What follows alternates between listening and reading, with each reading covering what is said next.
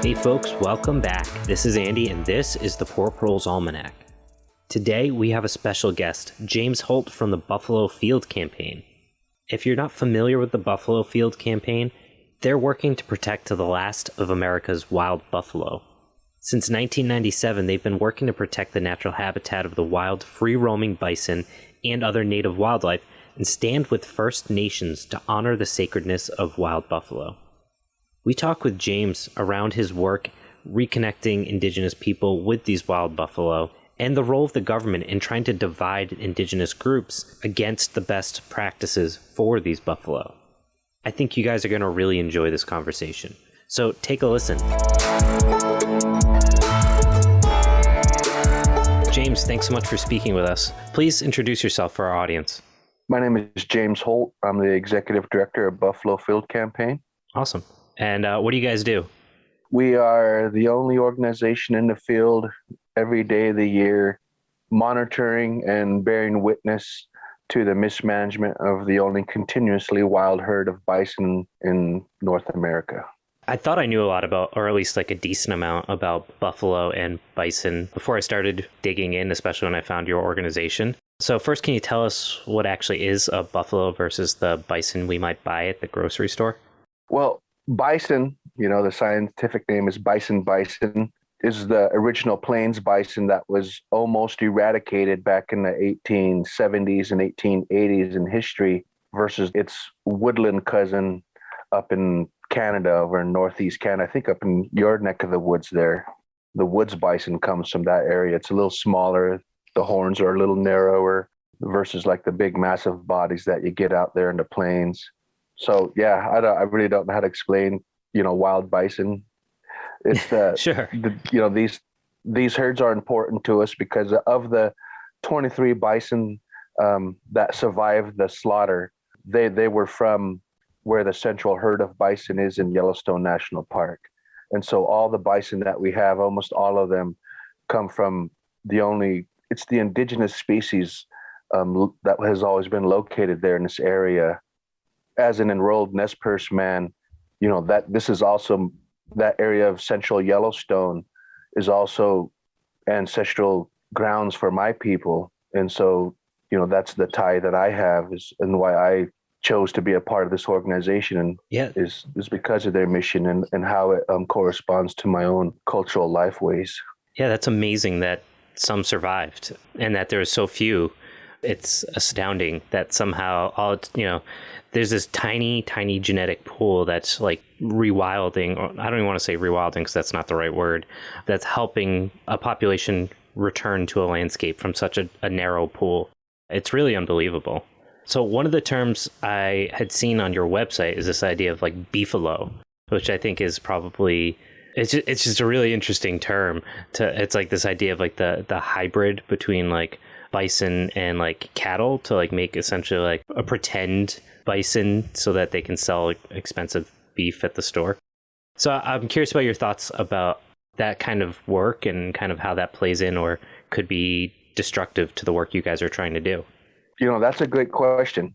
Bison restoration has many different interpretations by people within this realm, so to speak. The Buffalo Field Campaign, wild is the way for us. And the only bison that live without borders besides that of the national park, which is a travesty and kind of at the heart of our mission, they're the only ones that do not have the fence, that aren't obligated to the vaccinations, the corralling, all of these steps that take place even within the wild genetics that are transferred to, let's say, through the Fort Peck program and then restored to tribal lands. Those bison then become products of initiating the domestication process. So even the wild bison that are restored to tribal lands from Yellowstone inevitably themselves become showing characteristics of domestication. And so the beefalo industry and all of that, there's 500,000 bison, so to speak, throughout North America, and there's only 5,000 wild bison. So there's definitely a huge differentiation. People are treating all bison as wild bison, and we know that's not true. These other bison, beefalo, is definitely show signs of domestication. They act that way. They're docile. They're definitely more domesticated than the wild counterparts. And there's a lot of traits that separate the two. Yeah. So do you think the development and I guess the media around like, oh, I'm going to have bison for dinner and like how that's portrayed, do you think that's a good or a bad thing for what you guys are trying to do? Do you think it raises awareness, or do you think it's more of a people are now not going to be concerned about them because they feel like they see it always on the shelves? It's definitely that. It's a public relations campaign where even Yellowstone National Park itself is saying that we have too many bison here. We have to cull. This year we're culling 6 to 900, and if we achieve 900, we'll consider another 200. Literally 20% of the wild population when there's an entire ecosystem out there.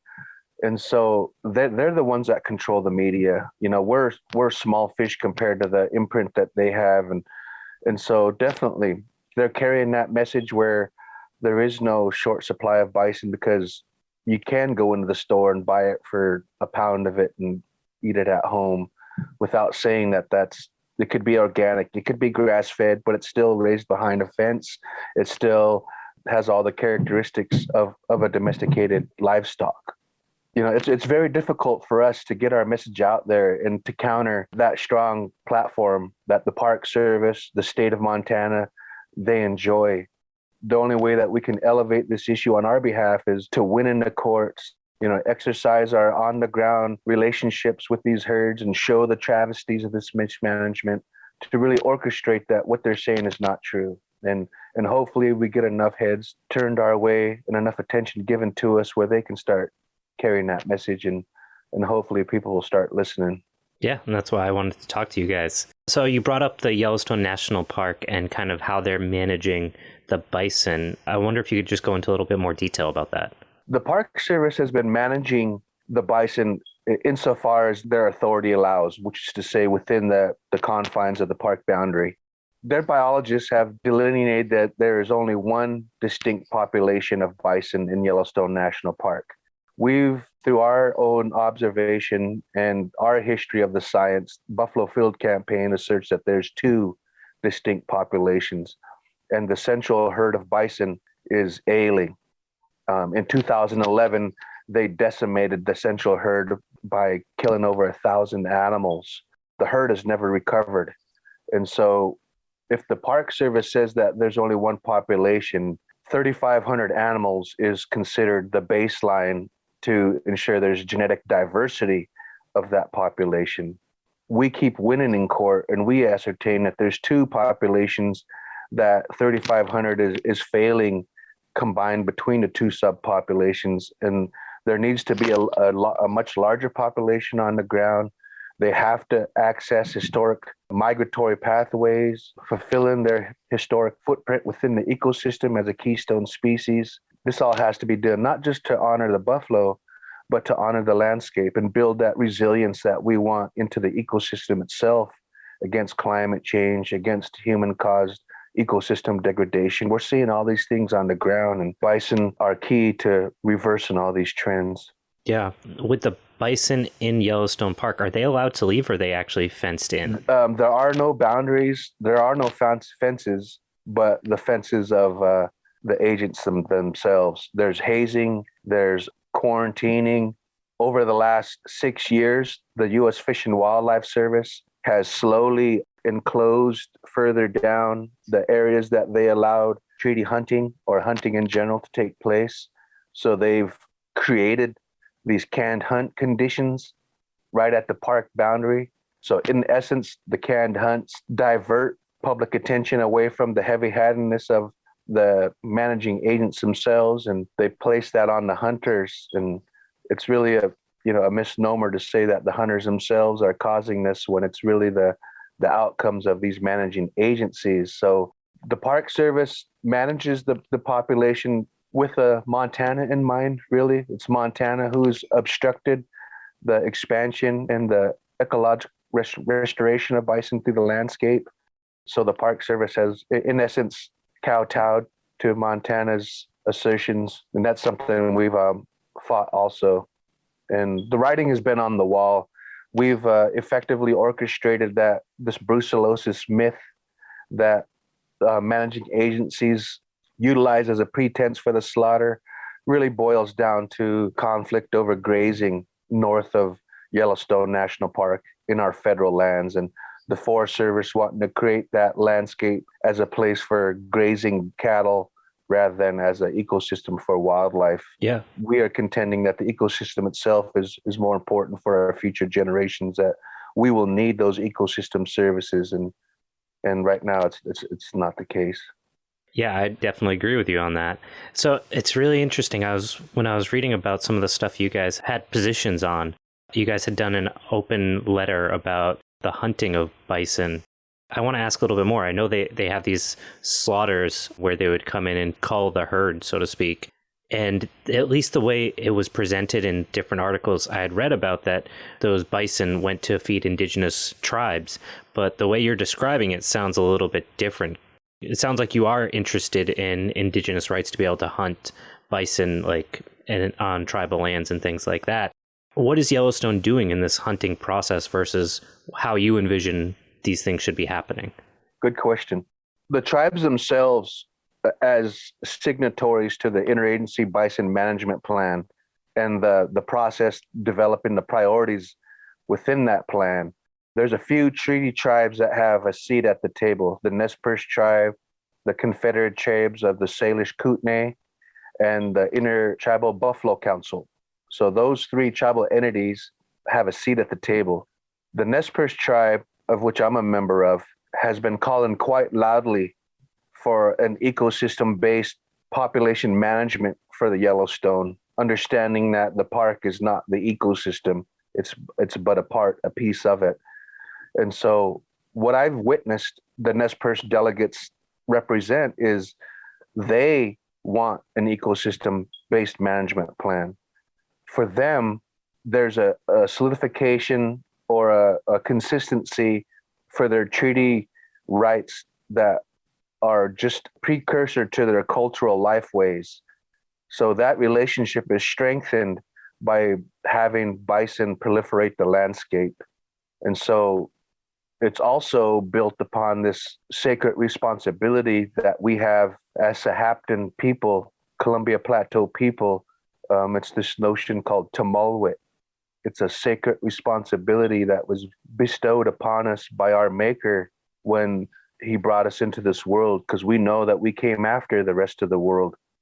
And so Creator brought the animals together and he asked them what they would do for the human beings who were coming. And so all the animals, they got in line and they told Creator what they would give of themselves for the humans.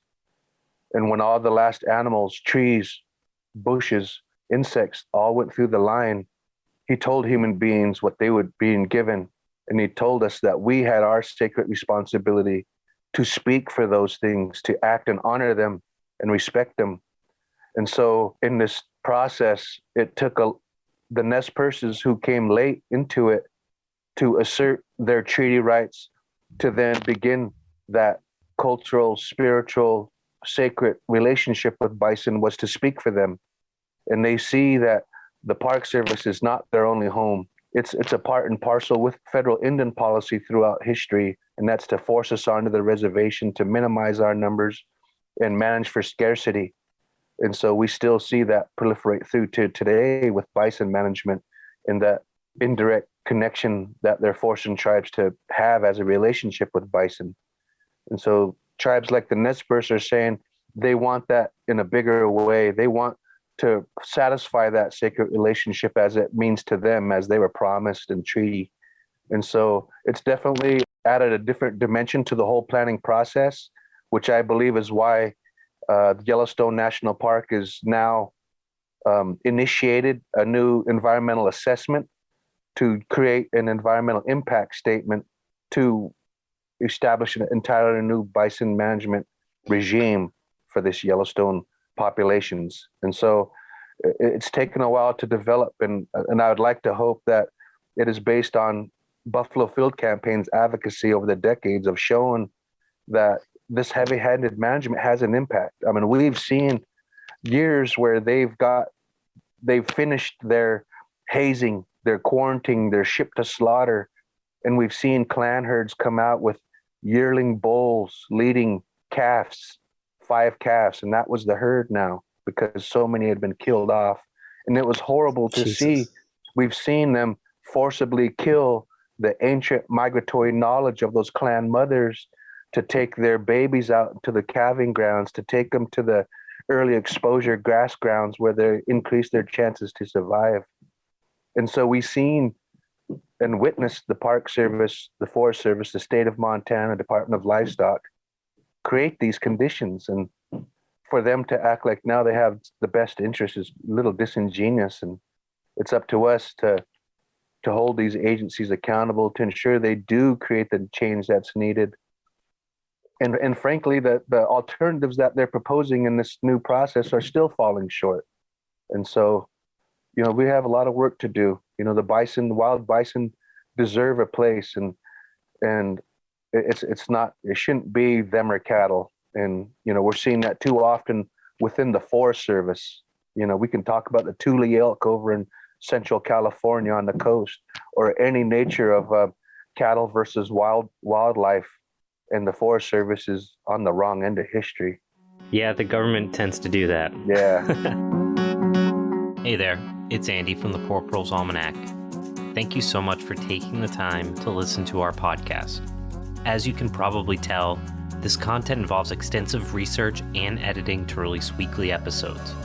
If you think this content is valuable for the future that we inherit, please consider financially supporting this project by visiting poorproles.com and clicking on the Patreon, Venmo, Ko-Fi, or PayPal tabs. Every dollar helps offset our costs for hosting the podcast content and helps offset hundreds of hours of work put towards this project monthly. Thank you for supporting us by sharing, liking, and donating to this project. Together, we can build a better future. So I have a question that's a little bit kind of related, but a little bit outside of the scope of this. But I was thinking as you were talking about this, that you brought up this fact that it sounds like they're transporting these buffalo for slaughter the same way you would do like cattle. Is that correct? Yes. 2 questions. Is that because of like FDA regulations, or is this like an explicit attempt to disconnect indigenous tribes with those animals? It's definitely, or both. It's both.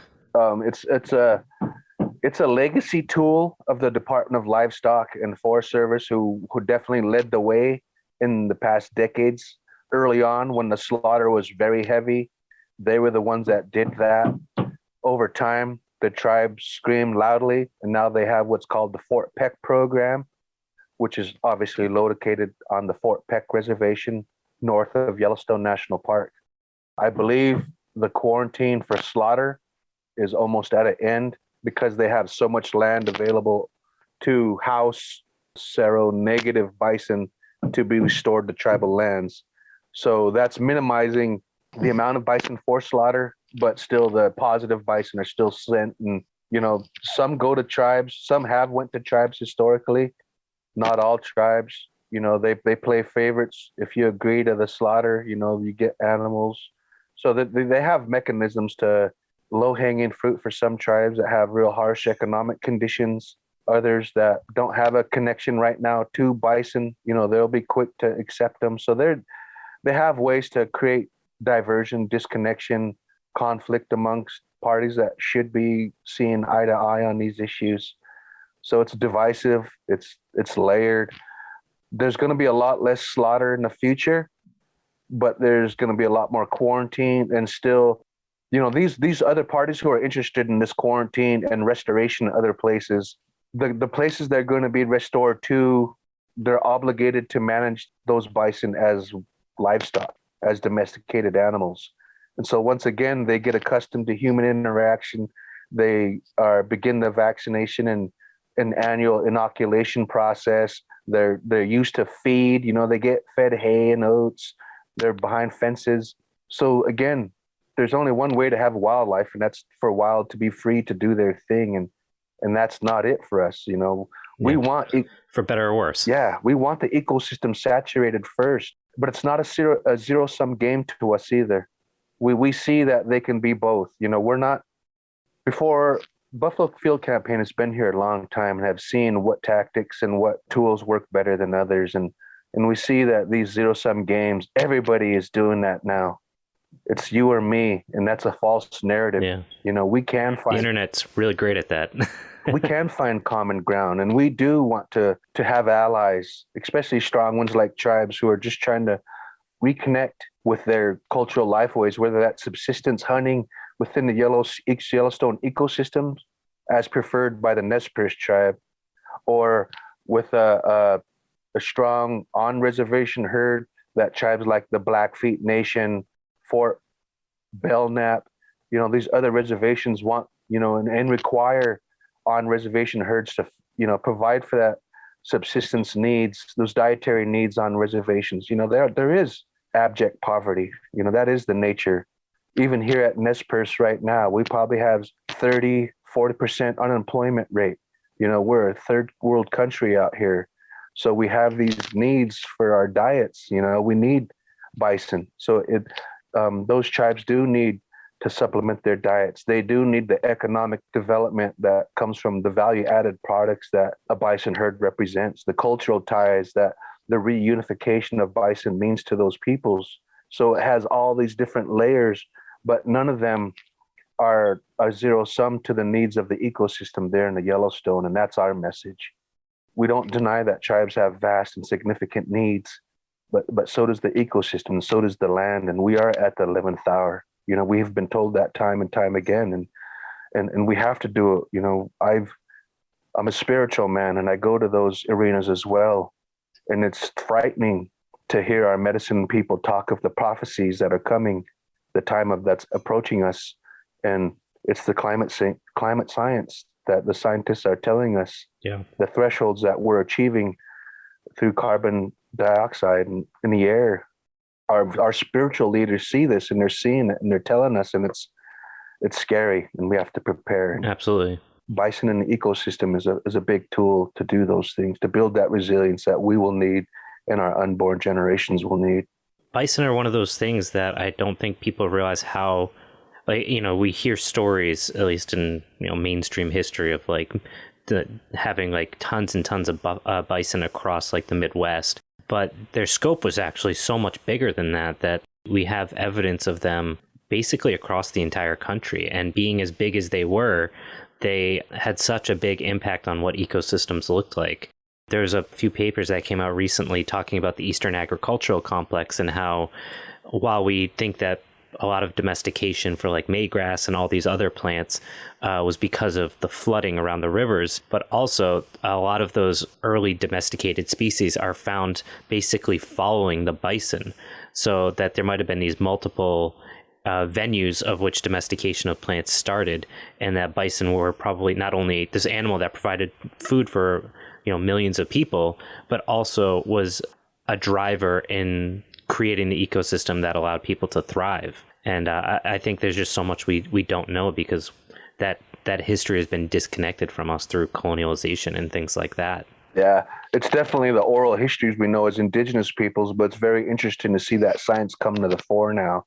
There's a recently retired biologist from the National Park Service who wrote about this phenomena he's witnessed and studied over his tenure at Yellowstone National Park, is bison creating what's called a green wave through just the way they forage upon the landscape.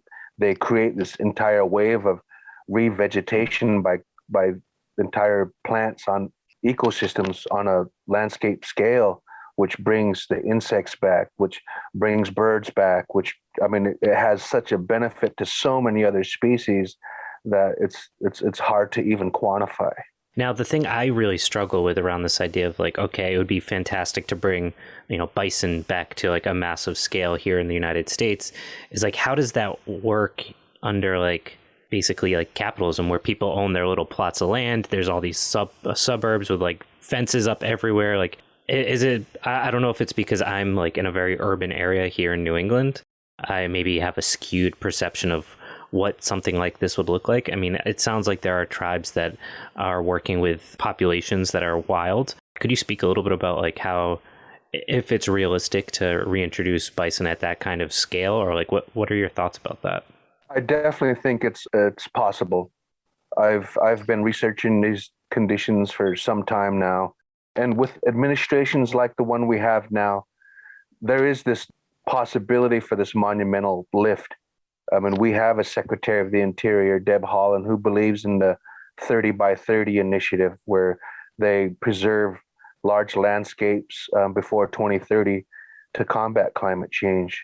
In our view, the Yellowstone ecosystem should be a candidate for that designation, and it would take significant infrastructure funding that would be necessary to do that. And we've seen those priorities within the administration's transportation bill, the infrastructure bill, and different wildlife management bills.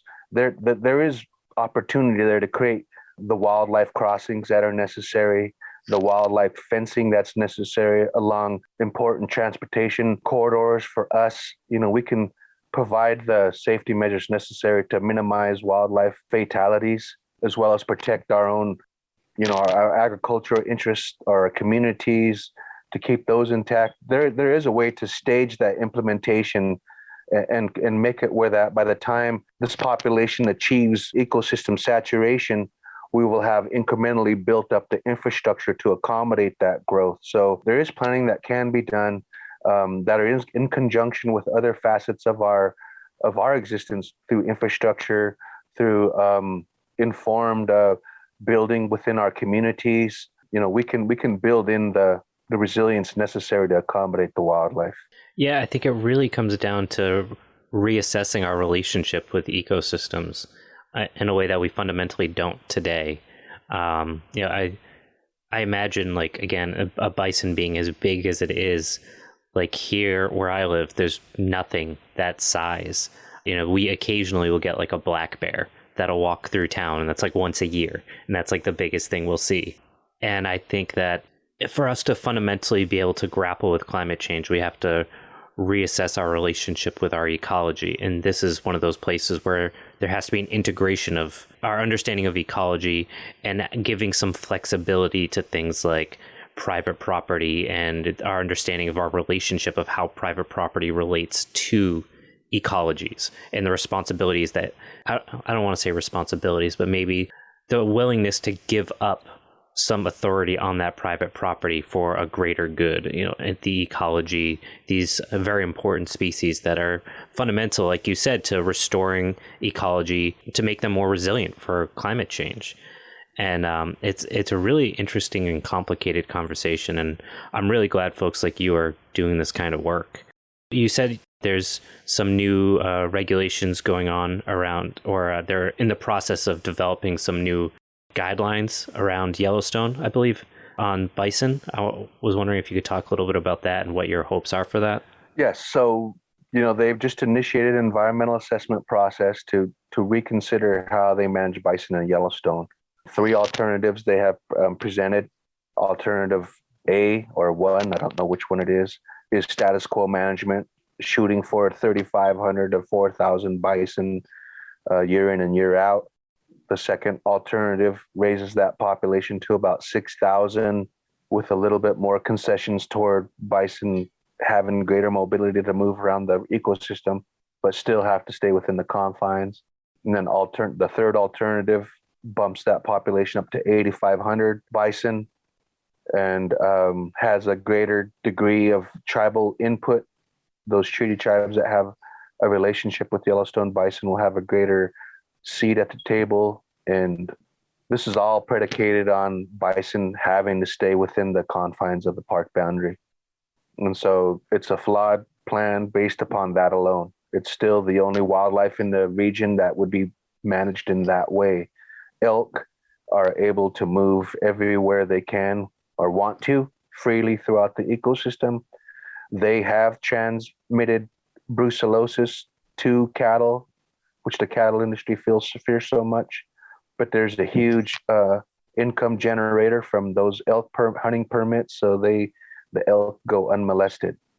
Bison have never given cattle brucellosis in the wild, but yet they're forced into this tiny population because they're large enough to contend with the grazing in that Forest Service public land. So, our work is not done. When this plan, the new plan, still fails to produce the ecosystem services and the ecosystem-based management that we, is only appropriate, our work is not done. Yeah. I'm assuming you would like to see more than less with what Yellowstone is proposing. It's an interesting scenario, especially the way they're manipulating the local tribes to basically get their way with giving up as little as possible. I have one other question that's, again, a little bit outside of the scope of this conversation. I know a couple of fairly popular hunters who have been out, I think last year, hunting bison and working or hunting alongside indigenous tribes. Considering all of the background of this very long and complicated and basically abusive history by the U.S. government around bison, I was wondering if you had any thoughts about, like, for people like myself that may be hunters, would you rather white people basically stay away, or do you see it as like an important financial driver for the tribes, and that's why they're probably partnering up with these folks that can afford to do those things? Well, I know the hunters themselves stay separate. There's very little intermingling of treaty and non-treaty hunters in the region. Further, I don't know that there's any conflict between treaty and non-treaty hunters in the region. I think it's definitely looked upon as more of an American value, a Western value, that opportunities subsist, and to provide that subsistence for yourself, I think, is a very powerful thing. And I was the individual, I was key to treaty tribes reuniting with the Yellowstone bison. It was my research that united the Nez Perce tribe and now all the other 6 treaty tribes, or 7 now, that exercise that relationship. For me personally, it feels great to know that what was severed for us in the 1870s was reunited under my watch. And that was a powerful thing, because we still utilize our treaty reserve rights as a backbone, as a foundation for our subsistence throughout the year. I still can dry and freeze salmon for the year that I catch myself. I hunt moose, elk, deer. I used to hunt buffalo until I assumed this position, and I take this seriously, so I no longer do so. But I still hunt for my livelihood. And my wife and my daughters, they still dig roots and pick berries. So we do believe in this way of life, and we know that other people do too. So I don't think that there's a conflict there, and I think that people do wish there was. They try to, as you mentioned earlier, the media and individuals are really good at polarizing these issues in hope that they can find a way to drive a wedge. And so far as I've seen on the ground, I've never seen a wedge driven between treaty hunters and non-treaty hunters. Awesome. James, you're doing amazing work. I feel like there's so much to be learned that I feel like we just scratched the surface, but I can't take your whole day up. For folks that want to support your work or want to read more about what you guys are doing, where do you want me to send them to? Please go to buffalofieldcampaign.org. Sign up for our newsletters. You'll get our updates from the field. They'll start coming out, if not every week, every other week right now. They'll let you know exactly what we're doing as we monitor these actions and outcomes of the winter operations plan. This is the hardest time for us, where they do all these heavy-handed management actions. So watch us, see what we're doing. Every month I issue a On the Buffalo Trail publication that just kind of outlines the issues as I see them over the last month. So we have a lot of things. Follow us on Instagram, follow us on Facebook. And I'm sure those handles are at Buffalo Field Campaign. Yes, they are. Awesome. Follow us and stay up to these issues. We are driven by our grassroots supporters. They're our backbone. They are the wind beneath our wings, and join us. Awesome. James, thanks so much. This has been great. Thank you.